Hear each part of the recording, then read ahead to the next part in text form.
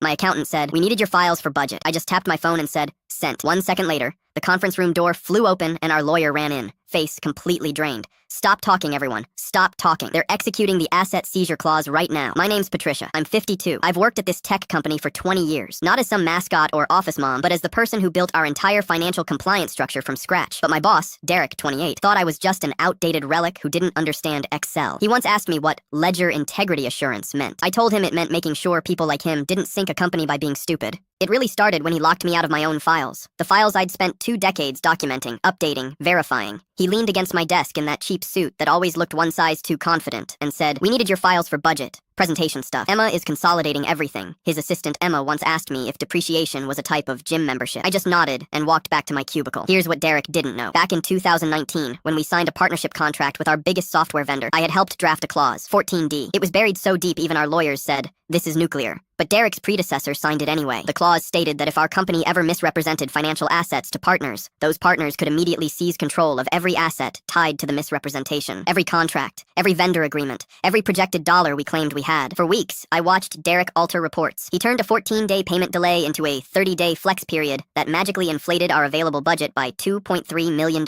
He deleted audit trails. He backdated approvals. He cooked the books with the confidence of someone who had never been caught before. I tried to warn legal. I tried to warn HR. HR sent me inspirational quotes about teamwork. Legal replied with, "We'll review this soon." Nobody listened because they assumed I was just old and dramatic. Then came the big board meeting. Derek strutted in with his PowerPoint like he had invented financial strategy. Our acquisition partners sat across the table, serious and silent. Derek bragged through each slide, showcasing money that didn't exist. That's when my phone buzzed. A message from the system I built. Clause 14, deactivation pending final authorization. Every fake data entry, every missing signature, every altered figure had been automatically logged by the system. All I had to do was send one word. Derek gestured to me like I was his secretary. "Patricia, can you send over those vendor reconciliation files?" I looked at him. I tapped one button. "Sent," I said quietly. He smiled. He thought he'd won. The acquisition partner's screens lit up. One frowned, another sat up straighter. Behind Derek, the projector blinked out. Then the door slammed open. Marcus, our lawyer, looked like someone had told him the building was on fire. His tie was crooked. He was out of breath. "Stop talking," he said, voice shaking. "Everyone stop talking. They're executing the asset seizure clause. Clause 14D. It's happening right now." Laptops dinged across the room in unison. Asset seizure in progress. Vendor contracts frozen. Escrow hold initiated. Financial systems locked. Our acquisition partners stood. "We'll be in touch through legal." They walked out. Deal gone. Funding gone. Reputation gone. Derek's face went white.